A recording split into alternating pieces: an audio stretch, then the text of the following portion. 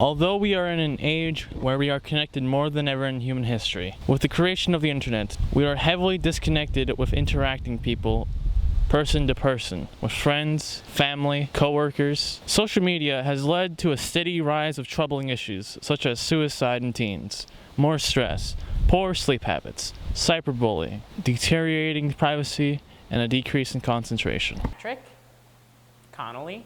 I am 24 years old. My first experience gaming, the console that got me into gaming, was the desktop computer in my house. Was for a long time the only way to play games that I had available to me. A lot of my friends and cousins had, the big console at the time was a PlayStation 2. A lot of my friends had a PlayStation 2, and I would play that with them from time to time, and that was really fun and exciting. But my parents were not very into having us play a lot of video games, so we were limited to the computer because my parents didn't want to get a console. Most of the games that I played on the computer were story-based or learning games. The first game that I played a lot of was a game called Oregon Trail. Oregon Trail is a game where you work with a pioneer family to travel across the American West. It's a game that definitely has some problematic elements and portrays indigenous people in less than flattering ways and is fairly historically inaccurate, but it was a game that I played a lot of growing up. So that was maybe the first game that I really got into. I also played a fair amount of sports games. There's a series of sports games for the computer called the Backyard Sports, backyard baseball, backyard football, backyard soccer. I played a lot of those games as well, and would really get pretty into them. I gained a lot of pride from my skill that I was able to acquire from playing these games. My turn, I'm gonna go against Trey. Hold on, no, I gotta go one more time. Come on. Growing up, until I finished 8th grade, so until high school, I homeschooled, so it was just me and my 3 sisters being taught at home by our mother. And there was a lot of friendly competition between my sisters and I in a variety of games. It was a big deal when one day we got a PlayStation 2, finally, and the game that we spent the most time on and that I feel like really brought us together was a game called Dance Dance Revolution. Dance Dance Revolution is a game played on a mat that you place on the floor with 4 arrows in each of the 4 cardinal directions. And arrows travel up the screen to a beat, and you try to step on the corresponding arrows on the mat that are showing up on the screen as dictated by the beat played by the song. We got pretty good at Dance Dance Revolution, or DDR as it is more commonly known, and would take pride in how successful we had become at conquering even the most challenging routines that were available to us in this game. The part of the gaming community that I would say that I'm in is not necessarily, right now, not necessarily video gaming, but several other kinds of games that I would still consider to have their own communities. I have a group of friends who I regularly play a game called Settlers of Catan with, and we use that game to give ourselves a chance to participate in some friendly conversation and competition against one another, and is just a fun way to get together and strategize in a low-stakes kind of way, but is complicated enough that it proves to be fun and satisfying as a way to relax and spend time with people who are important to me, and practice certain skills like thinking through problem solving and making on-the-spot decisions in an environment that is still helpful to practice in, but is not too stressful or high stakes. I think gaming, in a lot of ways, has connected a lot of people in my community. I think gaming has affected my community by connecting people to each other. I don't necessarily feel like I know the most about the current games that are really popular, but I do know that by learning a little bit about a lot of different games, I've been able to have conversations with people about things that are important to them. Gaming is important to a lot of people. And I think by having something that is that important to that number of people, it makes connection a lot easier. I'm here working with a group of young people in a program called Northside Lens, and a lot of the interns who are working in this program share similar experiences that they've had through the common games that they've all played. And I think that has proven to be a successful way for people to connect with each other, and I think that is very important. Thank you for having me. Games that have online, multiplayer, or co-op help build relationships between people who play together or can be a foundation for future discussion and interaction because of their shared interests.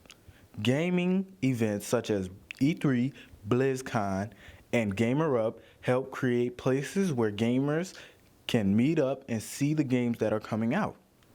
And they can go meet up with their favorite gaming icon with such large names as Markiplier and Jacksepticeye. My name is Chance Vang, and I am 15 years old. What game console got me in gaming was the PlayStation 3, and probably one of my most memorable games was Call of Duty Modern Warfare 3. Yeah, I created some relationships, mostly with relatives, but friends otherwise. Yeah, actually, some good memories I have with them. It's mainly just spending like hours on end on Call of Duty with them.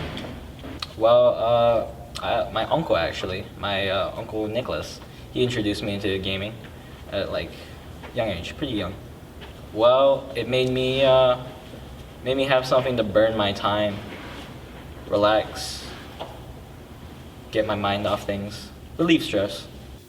My name is Travion Dunlap, also known as Trey. I'm 23 years old. What game introduced me to video games? Rayman. Rayman is the game that I used to play as a child. Yeah, Rayman was that game. Bro had floating hands, and he would have to jump on these jumping balls. Rayman was that. Yeah, so I got a younger brother. Hey, woo, hey, yeah, yar. Yeah, I got a younger brother. Growing up, he was my biggest competitor. So any game, any challenge that we can compete in, we was there. So whether it was 2K, Rayman, taking turns, who died the most today. Yeah, we got pretty competitive. Sometimes we would play 2K and it would get intense, as if we was outside on the court. We might as well have been, because it got that real, you know, like tears have been shed. Sometimes fists was thrown, you know, we was there. But it was all great times, you know, it's all good memories. I love competition. I love that challenge, and so yeah, I grew up watching my Uncle Vincent playing Mortal Kombat, like the very first Mortal Kombat, and then he got me on that as I was watching him play. Anytime I would come and visit up here, and so yeah, video games was a nice little connector piece between me and fellow like-minded kin. Playing video games growing up, it kind of had a positive and a negative effect on me. It was positive because there was something that I always looked forward to doing in my day. And so I knew for a fact that I would enjoy my day no matter what, because I'm playing video games. And I love to do that. And so that was the very high peak of that. Low is I wasn't that much of a people person. I mean, like I knew everybody, you know, I was cool with everyone. I had one best friend, and other than that, he was pretty much the only person I really kicked it with. And I think some of that had to do with me being closed off, and video games definitely gave an excuse to do that and not feel ashamed about it, you know. So I would say that it hindered me from building relationships with certain people, and feeling if that wasn't a common ground, then there was no point of finding common ground. So it definitely hindered my relationships, but I mean, me as a person, me as a whole, it was great. I got great memories. I think I'm very adaptable because of the video games that I play and how I challenge myself when I'm doing it. I don't like to start something and not finish it, so that includes the story modes, you feel me? Yeah.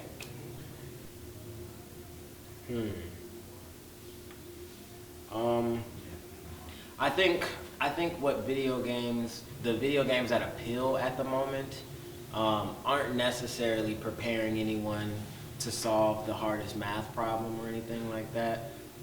It's mostly survival, and those are the popular video games at the moment. And so I would say it's less of, because as a youth director, you know, I hear parents coming to me all the time about getting their kids out from in front of their TV and out of front of the Fortnite and all this other stuff, you know, and I don't think that it's necessarily the video games in general that's the problem. I think the video game that they're invested in, I think that there's not a lot of variety, you know. It's either the first person shooter games or sports games, and so if there was a bit more variety, appealing to maybe some of the people that enjoy math and solving problems like that. Detective games, I don't see many detective games. You know, all the odd games that you would see as an app. Not a lot of people are really doing that, you know. So yeah, I would say broaden what you appeal to. You know, people like music, not just making a dancing game, you know, because not everybody likes to move around, you know. So yeah, I think it would become more inclusive if if video games were a bit more diverse. Yeah. To be honest, during my low moments, I would turn mostly to music. But there were nights where I would be overthinking about something that I would have to do, like a big show or sitting on the board or a panel for something that I have no idea what I'm sitting on the panel about, and just stressing and overthinking and just overwhelming myself with all these things. And then I get on the game and I spend about 4 hours on that thing, you know, and it's all peachy, it's all great, until I gotta wake up for it. I definitely think that video games could be a huge platform of bringing people together in the community. One of our biggest appeals to our youth program is the video games that we play, and bringing and trying to surround positivity around that. It's one thing to say, okay, my kid comes from home and plays video games, and then gets to this youth program and plays video games, but it's different because we're actually surrounding them around people, and so you play video games, you're inviting, I mean, depending on the game, you're inviting people to share that experience together. So being able to play those competition games, or play those mentally challenging games, you can take that challenge and share that challenge, you know, conquer that together type thing. And so I think there's a lot of possibilities, a lot of potential when it comes down to video games, and what it can do and the role that it can play for bridging people, you know, and connecting people. Yeah, I definitely don't get much free time, but lucky for me, my job time is youth director, and so we pretty much do whatever the big kid inside of me wants to do. And that has to do with some video games. So yes, I'm playing 2K, I'm playing Mortal Kombat, I'm playing Injustice every Tuesday and Thursday, you feel me? You can catch me doing that sometime between 11 and 3. I think I'm really good at taking L's because I play video games. You know, there was times where I came a long way, you know. There was times where I would cry for losing, you know, and eventually I learned that it is just a game, you know. No matter how much you want to win, no matter how devastating an L can be, that L is always a learning experience, you know. And so you learn from that L and you take it and you try to win the next time around, you know, based off the mistakes that you made the last time. And I take that mentality toward life, and now I see the same lesson. I'm trying to teach the same lesson when I'm playing video games during my youth programs, you know, and I see a kid start crying, and I take my time, and I'm like, it's okay, my guy, you took this L, it is all right. Everybody takes L's every now and then.